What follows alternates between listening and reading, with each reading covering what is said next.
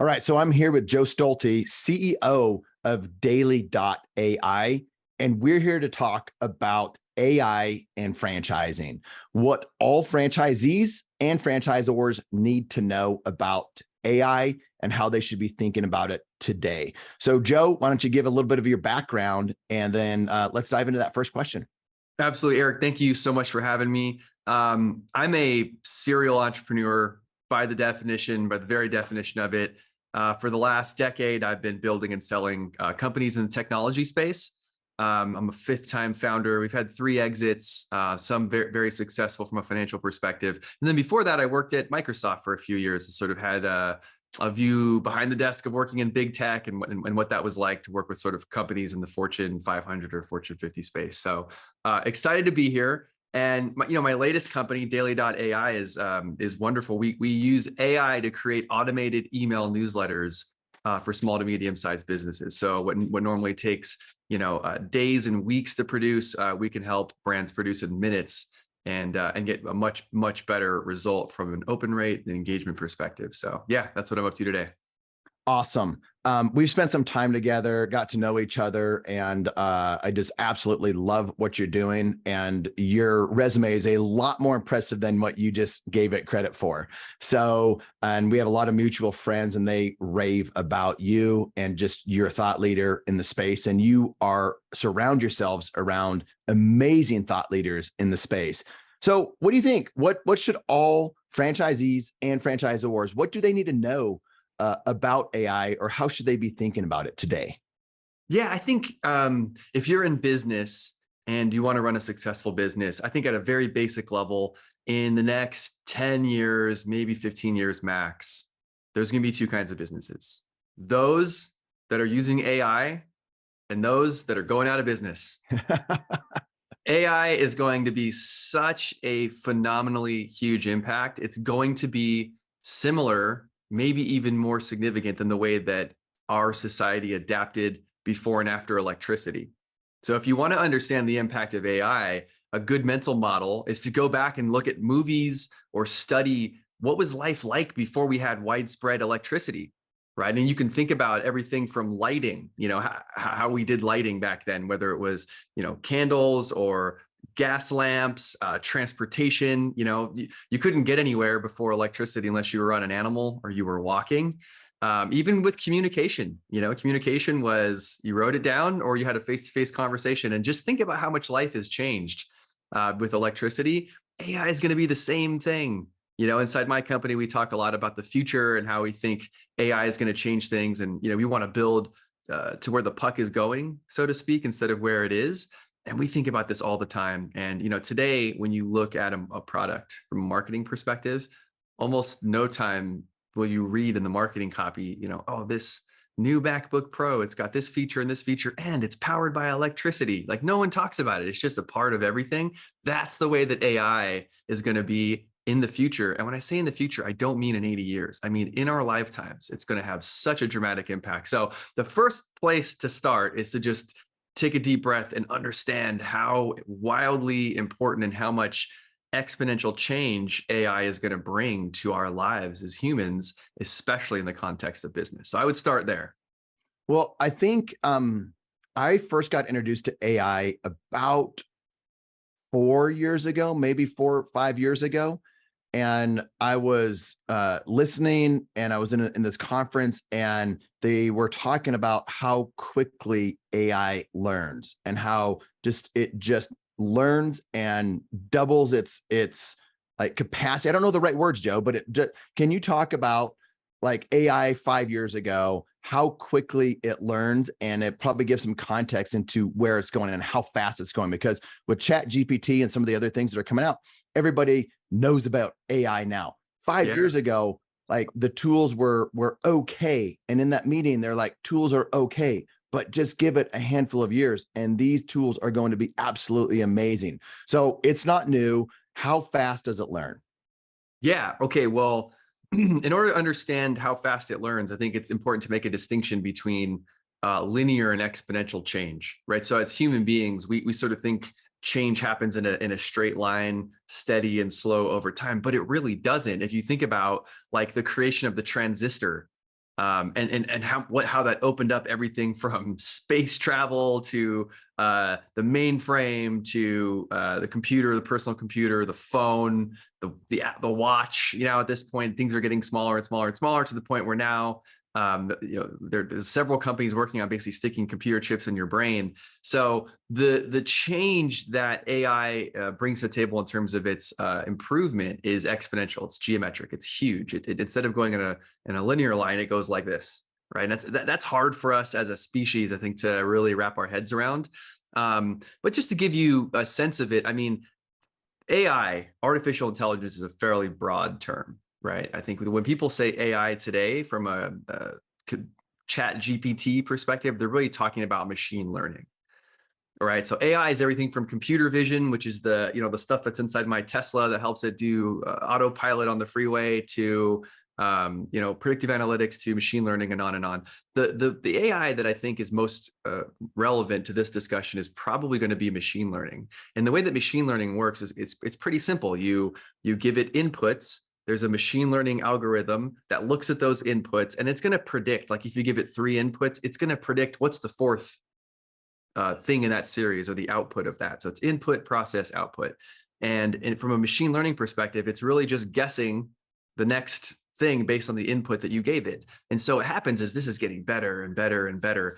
And what happens is these models ingest more and more parameters, whether that's millions or billions, eventually trillions of parameters. And so when we first started as a company, we were working on OpenAI, who's one of the largest companies in the world that has these models. They call them large language learning models, or LLMs for short. They started a large language learning model that's called GPT. GPT-2, then GPT-3. Now we're on GPT 3.5. Eventually we'll be on GPT-4 for their large language learning model. That's the LLM that powers ChatGPT, for example. We also use that LLM and several others in our product at Daily AI. And so it's the change is exponential. It's geometric. So even just think about when I first took over this company as CEO in like late 2021, early 2022. I went to a huge technology conference full of like future thinkers and futurists and venture capitalists and other technology entrepreneurs. And I was using terms like generative AI and large language learning models. And they were, their eyes were glazing over. Like they sort of got it, but not really. And these are really smart people. Unless you paid attention to AI, you didn't know. And then it was pretty much like that until probably October of last year. And between October of last year and now it's March of 23, everybody knows about ChatGPT and the language around AI. And so, in just 5 months, the whole world found out about chatbots and an underlying technology that works. And I think that, within the next year, we're going to start seeing incredible changes, not just in the way that, for example, we use text. So today, ChatGPT is mostly a text bot. We've got tools like Midjourney and DALL-E 2 that are using, you give it a few prompts like, hey, create a space cowboy smoking a cigar that looks like a monkey, and it'll create a picture that looks just like that, right? We're going to move into multimodal inputs. So you'll be able to input text and voice and video from a prompt perspective and get very realistic outputs. Within the next, I'll say, year or two, we're going to have a real issue to deal with around things like deep fakes. They're already making deep fake ads that are basically spoofing. So what is a deep fake? Yeah, good question. And stop me if I'm going too fast here. A deep fake is like, so for example, if you've ever been scrolling on Facebook or Instagram and you see like an ad that's where someone's product has been talked about on a podcast, let's say like Joe Rogan or something.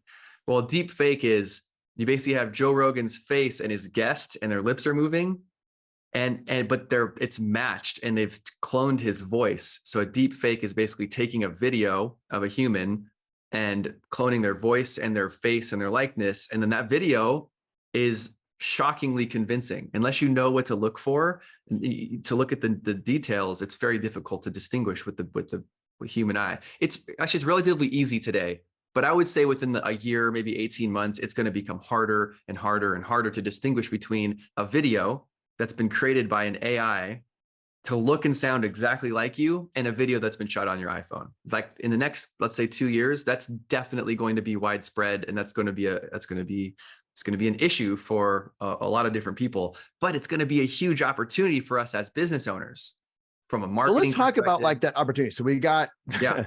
as this thing evolves, there's going to be like people that use it for good and people that use it for bad. Us as business owners, whether we have are the franchisor, we own the whole company, or we as a franchisee owning a location in a city, maybe it's retail, maybe it's service based. How can we start? What should we be thinking about AI? Like maybe this is the first or seventh conversation that somebody's had about AI, and they're like, I want to start using AI or at least start learning about it so I'm not left behind. What should that franchisee or franchisor be doing as next steps, and where should they put their attention? Yep, absolutely. So today, if you want to start using AI and incorporating in your business, which I highly recommend, just so you can start to wrestle with what's possible and learn some of these tools, the most useful outputs come from text. So think about it: text, images, video, audio, etc. Some of the best outputs that are usable in your business are going to be text. And so there's a few things that we can do with text. So first of all, one of the things that I think all of This us, is putting information in as an input, and you're getting an output based on the prompt that you give it or the text that you put in. And most of the time people are, right now we're thinking about Chat GPT, and there's others out there right now, I believe, and there's others that will be here soon that you can use. But that's what we're talking about: text input, and then there's going to be an output. So keep going. Yep, exactly. That's exactly right. So in this case, we're talking about giving it text inputs and getting text outputs. So I think one of the really exciting places that you can think about it is using chatbots like Chat GPT, for example, that can interact with your customers, right? So if you think about it, today, every time you have a customer experience, you typically have a human interacting with another human to kind of have that personalized interaction.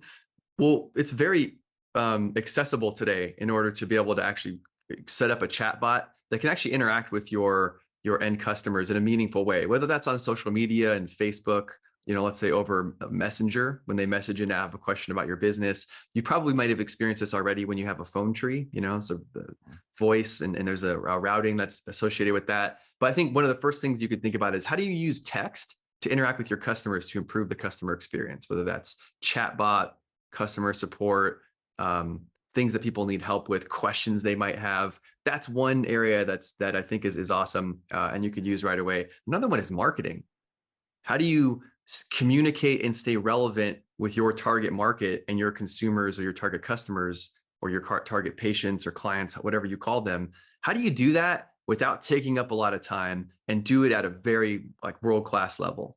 So that could look like, writing blog posts. There's a number of tools, whether that's Jasper or Copy.ai or a number of writing tools that can help you actually write blog posts, that are say fairly well written. Maybe you'll get you to like the 80% or 90% level, and then a human can come in and make some edits. Well, that process it streamlines the time it takes to create a high quality piece of content, and it makes it much easier, much more simpler. Another area that you might think about is just in terms of staying in touch with people, like creating social content or email content, so that you can be in front of your audience at a regular basis and continue to engage them so you're top of mind. And then also there's a whole other area that you can use for analytics, being able to look at the data of your customers and how they're interacting with your brand. Like, let's say you own a franchise that is serving food.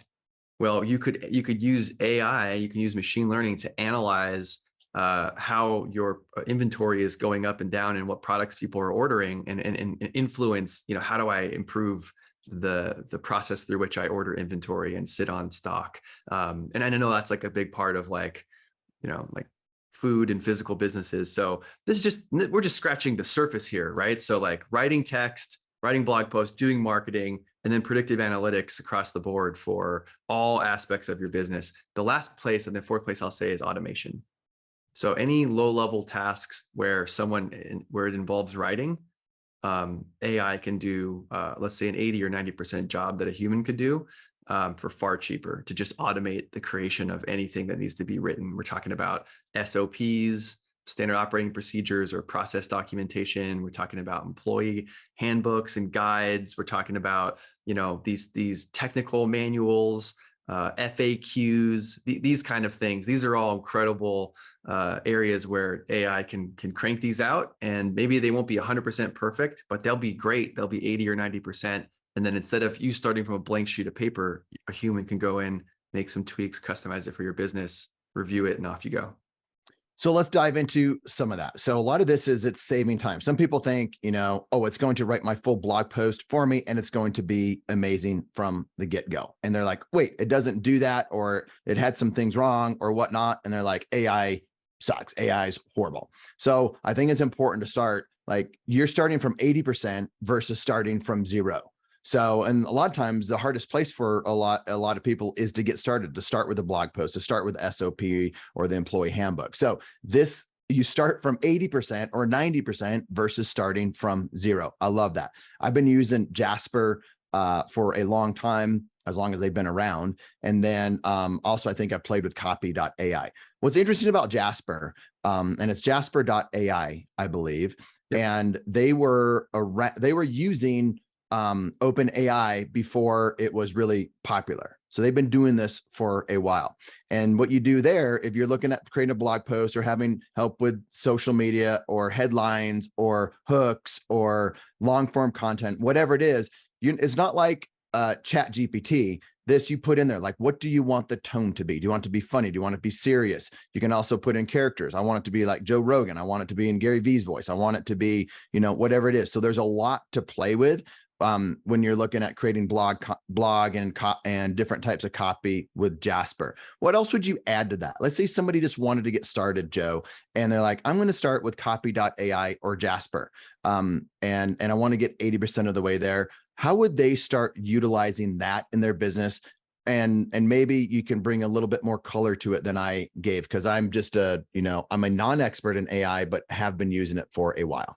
Great. Yeah. I mean, it's like, I don't really understand how electricity works, but I use it every day and everything all the time. The same thing with AI. You don't really understand the background mechanisms, but I think it is important to understand the quality of the input that you give it, the prompt that you give it directly impacts the quality of the output. So it's smart to get gamed up or to learn on how to prompt the AI. And if you want to start learning that, you can Google terms like prompt engineering.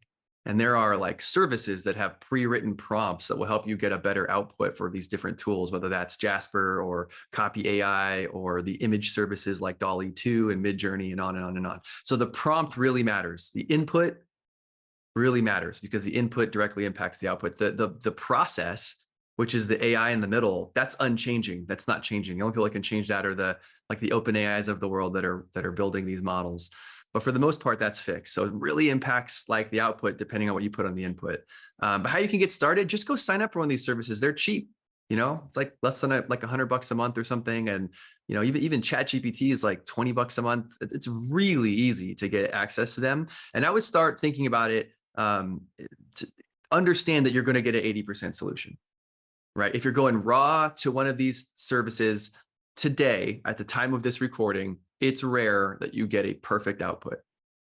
Like rare, like almost never, but there's an incredibly high hit rate that you get something really good that just needs some human finesse or polishing. So if you want to write, one thing that you could do is, let's say you've written website copy. It's important that when you write copy, for example, that you write it to a 6th or 7th grade reading level. No more than 9th grade. Why? Because you want to make sure that the maximum number of people are able to comprehend what you're trying to describe in your copy. So you could write your copy and then go back and go to, let's say, Chat GPT and say, write this for a 7th grader. I think you can do this in Jasper too. It's been a while since I've used the platform. And it'll just automatically rewrite it for you, using smaller words, right? Or using words that are maybe like smaller syllables or more akin to that reading level. Easy. And you can also put that into Hemingway app, and yep, Hemingway exactly. app tells you, so write it in Jasper, put it in Hemingway app to see if you're, and it'll tell you where you are and where you need to change it to write at that 6th or 7th grade level. Yeah, exactly. So Hemingway is great for flagging the specific parts of what you've written to help you understand what is exceeding that reading level. And then you have to go back and manually do it. But if you just give this over to like a ChatGPT or a Jasper, or one of these copy services that's using machine learning, it'll just rewrite it in a second. So, but I think it's also important just to remember, like at this stage of where we are with AI, I think by 2035 or 2040, the computational intelligence that AI brings is going to be, you won't be at the 80 or 90% level. You'll be at like the 99.9999% level, right? Today, we're not there. So it's really important to remember that the best outputs are a combination of human intelligence and AI intelligence, right? So if you look at the best chess players in the world, that, it's like maybe it's like 2014, I think it was like IBM's AI beat one of the world's best chess players. But today, the world's best chess players isn't an AI. It's a human using AI against another human that's using AI, right? And so like a human plus AI will beat just the AI. So there's a real combinatorial sort of 1 + 1 = 11 effect when you bring your best human intuition and intellect and experience to the party, and then you use the computational intelligence of AI. When you synthesize those things, now you've really got something special, whether you're saving time or creating a better output, because what's going to happen is, like, if you've ever written a blog post or copy, or you've written anything, you sort of start to synthesize ideas really quickly in your head, and you'll grab a piece from here and a piece from there. And you can still do that. You can just use AI to play with the outputs to get a much faster iteration than you would if you had to write it or type it yourself. And so there's a really fun interaction there. So if I want to use AI right now, that's one way that you could do it. Another way that you could do it is like, hey, I want to write, let's say you wanted to write a blog post about, let's say that I'm a marketing agency that serves, the enterprise of Fortune 50, and I'm saying, and I might want to write some content that addresses the top pain points of the Fortune 50. I could go to ChatGPT and I could start by saying, hey, what are the 5 largest pain points that marketers in Fortune 50 or Fortune 500 companies experience today? And it'll put me out a list. And then I could go, great. I could pick the top one and go, okay, let's say the top one is like data security. I'm just pulling this out of my neck. I could say, okay, what are the top 5 challenges for enterprise data security today for Fortune 50 companies? And then it'll break that down. And so now I can grab a little piece of data security, and I can go, okay, write me a 6-paragraph blog post that talks about this particular point of data security as it relates to marketing for the Fortune 50 executives. And ChatGPT will remember your whole interaction history, and it'll write you a blog post. And then you can take that blog post and you can go, yeah, but let me change some words here, or let me add some ideas in here that might be more help me with SEO, or let me you get that output and you say, I like this, but rewrite this in a tone that's more academic, or if it's too academic, rewrite this in a tone that's more conversational and funny, so that it's more relatable. And so you can start to use your intuition and the AI, and really get a phenomenal output quickly. I mean, you could really iterate and start to learn this. It's an instrument, it's a tool that if you learn how to play the right notes, you can get great music out of it. This is an example of what I would do if I was going to go write content, of how you could make great content, for example. Same thing with like a brand, right? It's like you could use ChatGPT to try to understand trends and visual elements that might be associated with the best brands. And you could feed those into Midjourney or DALL-E 2 and say, hey, make me a corporate logo that represents these things that I learned from ChatGPT. So you start to combine them and you get this really cool output. That's what I mean by human plus AI, and starting to combine those things.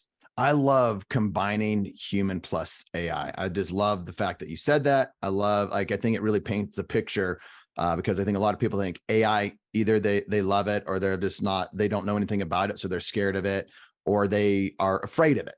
So combining human plus AI is that's it. That's the ticket. Let's talk about automation. So we talked about creating social content, email content, using things like Jasper and copy.ai. We gave some examples of how to use that.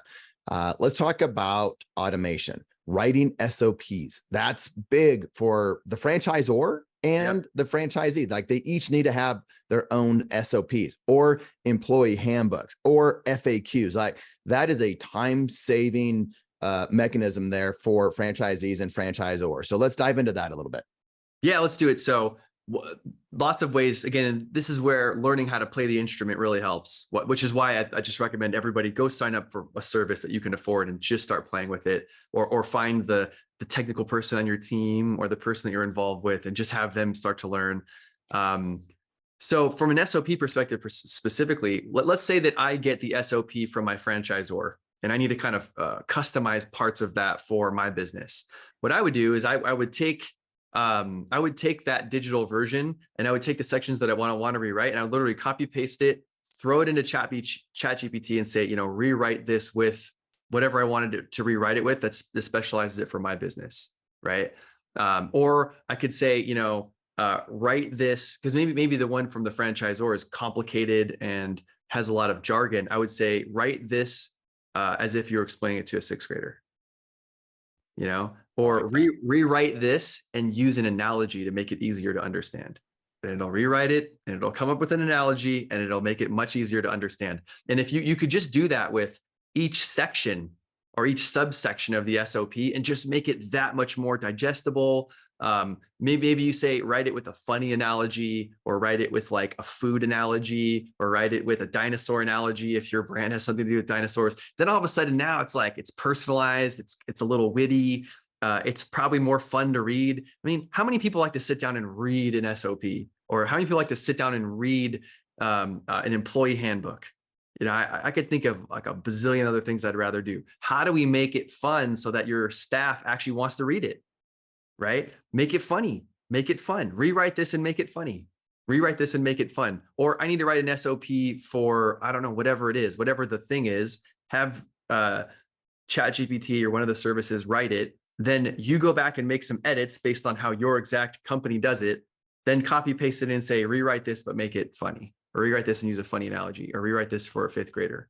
Like now all of a sudden your ugly, not you're ugly, but your document that's stuffy and complicated that nobody wants to read is inviting, it's engaging. It feels like it has your personality as the franchisee leader on it. And of course I know with franchisors and franchisees, there's rules of what you can and can't do. So the better you understand those rules, the better you can have the AI play within those rules, but still make your output distinct for your location or your particular set of locations or your business. So what do you think? So if you're just like brand new to this, nobody's ever done this, and you said something earlier, you said, Google prompt engineering, because people might not even understand how to write that prompt correctly. Most people are probably going to do it wrong. Then they're going to get it. Then they're going to get better at that. What about like Googling prompt engineering for SOPs, prompt engineering for employee handbooks? And then, there's a lot of stuff that's coming up on that stuff right now, isn't there? 100%. Absolutely. Are there better source? Like who are the thought, I don't even know the thought leaders, like who are some of the people or websites that you trust that are on the cutting edge of this, or they're maybe a little bit ahead? Because Joe, you and I know this, in this world of influencers, like they were on crypto last week. They were on, they're just chasing whatever shiny object. Crypto last week, they were on AMC stocks the week before that, and whatever the flavor of the month thing was before that. Yes. So who are the people that the average business owner should have some trust in? Yeah. So let me just say that we are experiencing a Cambrian explosion of new content, new thought leaders, new ideas, new people. And I think there's two ways to think about this. You can either go to the existing thought leaders that you already follow and trust. There's a 100% chance they're going to put out content explaining what AI is, or because it's a hot topic, they're trying to ride on the wave to get, ride on that attention wave. That would be one entry point. Another entry point would be to go, this is actually what I do. I go and I follow the CEOs of these companies on Twitter. Or I follow the product managers of these products on Twitter. And I listen to what they talk about. I watch what they're tweeting about. I watch what they're commenting on. I watch what they're saying and how they're thinking about it. And then if they reference somebody, then I will go and go look at that person's stuff. Because if the CEO of that company is referencing another blogger or thought leader or person that's trying to contribute to the space, that's probably a good signal that that person is not just trying to ride some attention wave and create mediocre content that's, you know, designed to get a click or a view or a like or a share, right? And the other thing is I would look at domain experts that have been doing, like, who's been talking about AI for longer than last December, you know, like who's been talking about machine learning and AI and automation plus your functional expertise or your functional area for longer than 3 months. That's a good one. Like if you've only been talking about AI for like, maybe somebody that's wasn't aware of AI 4 months ago, put a lot of time and effort and research into their content and wanted to write something extraordinary. That's possible. The chances of that being true are directly proportionate to how often they've demonstrated that behavior on previous content. Did they go out and do their research and go deep and study the masters and get the right information to make sure that you're informed? Or do they just go into ChatGPT and say, write me a blog post or write me some prompts on X and just start riffing on a YouTube video that got a lot of views because they have a big following? So, you know, like for example, if you're familiar with James Clear, right? Yep. He wrote the book Atomic Habits. James Clear is an extraordinary writer. He puts an extraordinary amount of thought into what he puts out. He doesn't write about AI that I'm aware of. If James Clear wrote about AI, I would be phenomenally interested in reading about it because I know how much time, effort, and energy he's going to put into distilling it to make sure that it's digestible and clear and related to the things that he already talks about, things like productivity and decision-making and on and on and on. If Lex Friedman is epic, by the way, you should definitely be listening to Lex Friedman stuff on AI. He's been talking about AI for much longer than anyone else. And he has a huge audience and he's very clear thinker on it. So I'd follow him. But yeah, I would follow like the CEO of Copy AI. I would follow the CEOs of like Jasper. I would follow the CEO of OpenAI. I would follow the CEOs of some of these bigger companies that are, you know, they've hung their hat here for 6 or 7 years and they've got a vested interest. They know not to put out trash because A, they wouldn't do that, and B, their goals are much longer term than just getting your click or your like or your share. So that's where I would look. The other thing is just I would even if what you're reading is like hot trash, there's almost always something good in there. So if you're willing to put like an hour a week into just like, if I wanted to understand prompt engineering for an hour a week, I would just go and Google it, flag a handful of articles and videos, and I would watch them. And I would take notes on what are the patterns I'm seeing that are consistent across all these videos. That's a clue that you might be onto a kernel of truth. And then the last thing, and this is the most important thing, is at some point you have to stop studying, then you have to start practicing. So studying is just for getting ideas of what you want to do. Practice is where you actually do it. It's where you actually get up the experience curve and figure it out for yourself. No one is going to practice for you. It's like I could read about how to meditate all day, but that's not going to help me until I start meditating. I'm not going to become a better meditator until I sit down and meditate, right? It's the same thing with using AI. We can study what everyone's saying about prompt engineering, or I could just take one insight, one kernel that I got from anybody, anywhere that I think is a modicum of usefulness, go get the tool, go plug it in, go see if it's useful for me. Like split test your own realities to make sure this stuff is useful for you. Otherwise, it's just, you know, it's like information porn. It'll get you excited, but it won't be useful for your business until you start using it. So rapid application and implementation and speed of implementation is actually one of the best ways to figure out what's useful and what's not useful for you and your context and your business. Well, you gave some thought leaders. You don't need a million thought leaders. You just need to start out with a few. Lex Friedman, he's got a great podcast on YouTube. Follow him on Twitter, CEO of Copy.ai and CEO of Jasper and CEO of OpenAI. Go follow them on Twitter. Look at some of they have information. If they have YouTube videos where they're getting interviewed or something like that, like follow that stuff, read them, and then just go down the rabbit holes. The other thing I was thinking as you were saying it, so for franchisees and franchisors, start learning about, I don't think there's really anybody in franchising that has been using AI longer than when ChatGPT came out, you know, a handful of months ago. So there might be, but I don't think there are any. So what I would do is I would start looking at the thought leaders that are in your space, whether it's beauty or food or service, service-based stuff, whether it's home services, it's whatever it is. Start looking for thought leaders in your industry that have been using AI for longer than 6 months. And it might just be like smaller people that are doing that are really they've been learning AI for a long time, or it might be CEOs of larger companies that are your competitors that you can learn from. See what your competitors are doing with AI, how they're talking about AI, the big competitors. Because as franchisees and franchisors, our biggest competitors are most likely the big companies that are probably publicly held, So that's one way to start looking at diving in to see who to follow, at least in the franchising space. Anything to add to that, Joe? Yeah, and I would just say, just to shape I think it's important to think about your thinking, and to be able to get sort of altitude and meta analyze your thinking. And so all of those are good people to follow.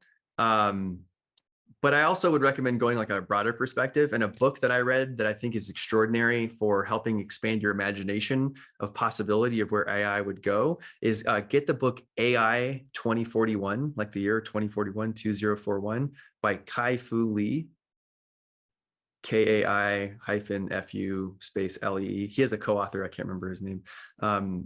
Get that book. In fact, get the audiobook specifically, because they tell these great narratives. The book is like a technologist and a former tech entrepreneur, I believe, who's now a great writer. And they're talking about these fictional narratives in the future where they talk about a fictional narrative where AI is at the centerpiece of the story. Then after the story, there's a breakdown of all the different technologies that were mentioned, like how fast we're progressing towards these technologies becoming real and how they work, and really kind of breaking it down. So it gives you this beautiful imagination of what's going to happen in the future, and then kind of what's happening today on the roadmap of AI and how fast these guys think we're going to get there. And, they're just, it's a really extraordinary book. So if you want to get your head wrapped around just AI from a bigger picture perspective from some incredible thought leaders, that book I highly recommend. Who should not be thinking about AI? I think a lot of people, like, where's AI not going to impact things? Where does it, and probably right now, like, where are we? Like, what do we still need that the human to have their eyes on? Or like, what are the things that people think that AI solves, the problem that it solves, but it doesn't really solve it today? Yeah, I think there's a lot of questions in there. Who should not be thinking about AI? I mean, people that don't want to get ahead, people that don't quite frankly care about technology. Maybe you're later in your life and you've had your lap around technology and you want to go live in a cabin in the woods and isolate and connect with nature. Fantastic. You still have a Commodore 64. If you still have a Commodore 64, don't get into AI. Yeah, like if you're a technology laggard, I think that's fine. Like, I don't want to make anybody right or wrong for that. Like those are folks that maybe it's early days. I still would encourage you to try. Or somebody on your team try. Maybe that's not you. Someone, just get somebody on your team to do it. 100%. Yeah, and I think that there's an important way to think about AI and intelligence. I think as a species, we're fairly poor at understanding what does that even mean, intelligence. And so we say, AI is artificial intelligence. And if you really want to understand, like, there's different kinds of intelligences. AI has this like very beautiful, efficient computational intelligence that is automated and quickly synthesizes things, and using machine learning can get you the prediction of the next best output. And it's awesome. It's useful. There's going to be all kinds of great things that come from that. But I think human beings have a whole different kind of intelligence that I don't think AI may ever be able to replicate. Like for example, spiritual intelligence. This will be the least scientific thing I say on the call today, but it's like if you've ever had a deep intuition about something that's deeper than like an intellectual synthesis of something, or a nudge to do something, or it's like when my son was born, like he could be in the other room and I can almost feel what his emotional space is. I don't know how to explain that. That's a kind of intelligence that's incredibly useful that you can hone over time, whether that's emotional intelligence whether that's getting in touch with how you think and meditating and sort of getting grounded in your spirit. Like I'm probably not qualified to speak into that as much, but I know that's a kind of intelligence that we have that AI just isn't going to have that. It's never going to come, or it's highly unlikely to come out of. It might pretend like that or seem like that or approximate that, but it's not going to be the same kind of unique intelligence that we have as a species. So I think like there's something really powerful that you could do while the world is adopting AI and there's kind of this AI arms race to use it and make it in your business. And I do recommend leaning into that. I also think that there's an equal and as important thing that you should be leaning into. I call it the exponential growth mindset. Think Carol Dweck meets Ray Kurzweil. Carol Dweck wrote a book on mindset, talking about having a growth mindset versus a fixed mindset. Definitely read that book. Ray Kurzweil is a futurist that talks about what the future is going to look like with, surprising optimism and accuracy. And, if you combine those two together, I think you can really have an exponential growth mindset.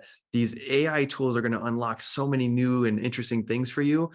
One of the best things that you can do is get with other groups of human beings that are learning and learn together, and then do meta learning and think about your learning together. So as like, if we're getting together, like me and you, Eric, we've got 4 or 5 other people, maybe our friend Justin Donnell or whoever, and we just meet all the time and talk about AI. Hey, how are you using it in your business? Here's how I'm using it. How are you thinking this is changing our culture and our ability to do things? And we just start combining our collective human intelligence in a group.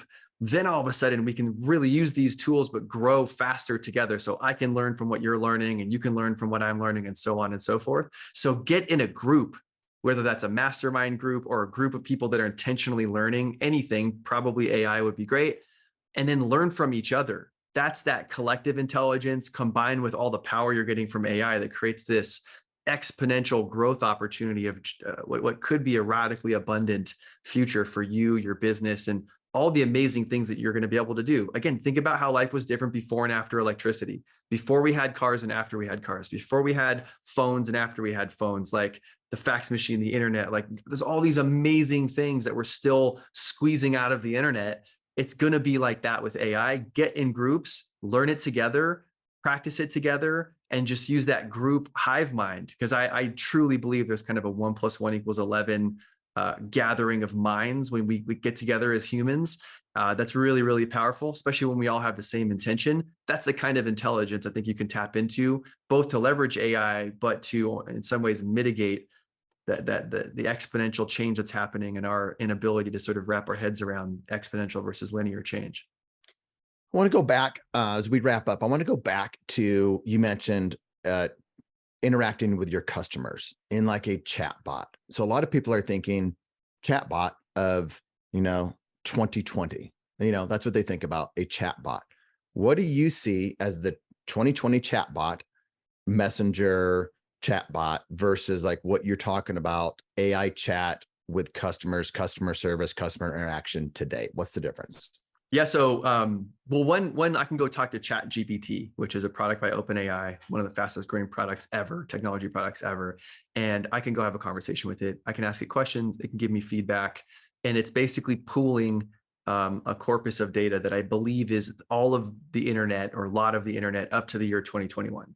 So it took basically a bunch of open data repositories all over the internet that are publicly available up to 2021. And then so it's drawing on that.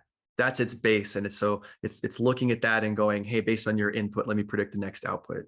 Well, what's cool is you can use the computational power of OpenAI, like GPT 3.5, and you can train it on what's called a corpus of data that comes from your company. So if you've had 1,000 customer interactions, or if you've written 100 blog posts, or you've got a corpus of data of you interacting with your customers, well, now we can take that information, feed it into a large language learning model, and then have that produce answers back to your audience using your data as part of its intelligence. So that, for example, there's a guy here in Austin, his name's Ron Lynch, and I think he just launched a website called askjesus.ai, where they basically uploaded like a bunch of different versions of the Bible, and you can ask this AI questions, and it'll answer it based on how it thinks Jesus might have answered it, based on, you know, reading different versions of the Bible.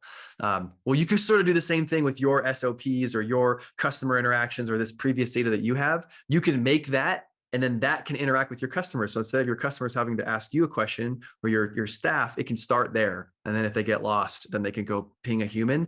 There's going to be more and more and more people that offer that as a service. I believe there's one or two today. None that I would want to recommend, because I don't know that they're doing a good job and I haven't used their products. But if you Google around, you might be able to find one of these and try it in your business. Definitely by the end of 2023, there's going to be a handful of folks that are offering that as a service, where you can basically upload your information into the AI, and then it'll create a chat service where your customers can interact with that chat service as if it was you, or as if it was an entry level, let's say, customer service employee.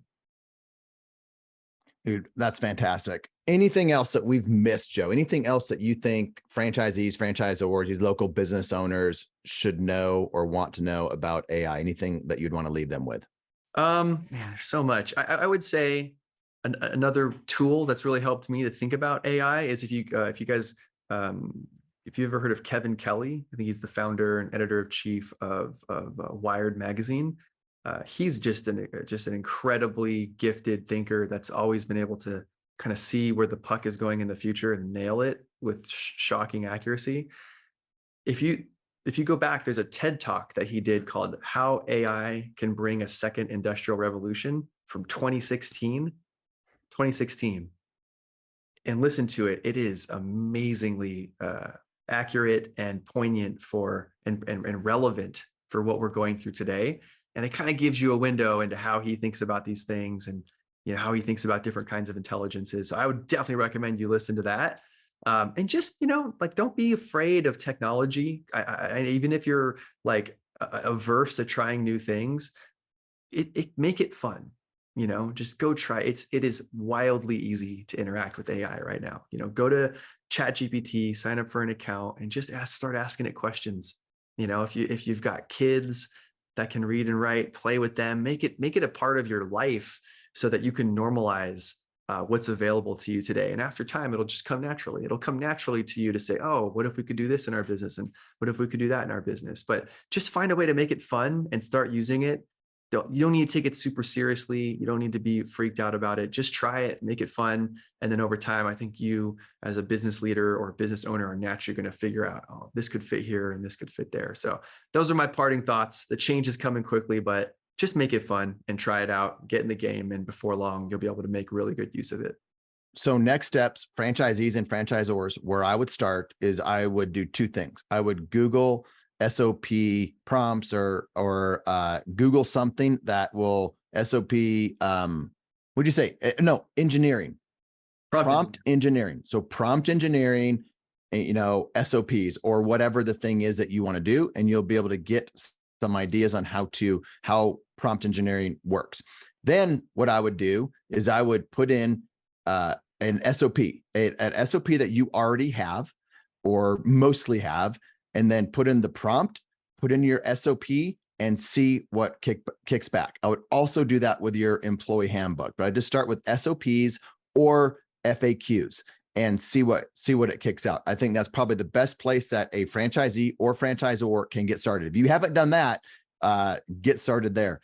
Joe, man, it's so good to have you. Thanks for coming in here and sharing so much with these franchisees and franchisors.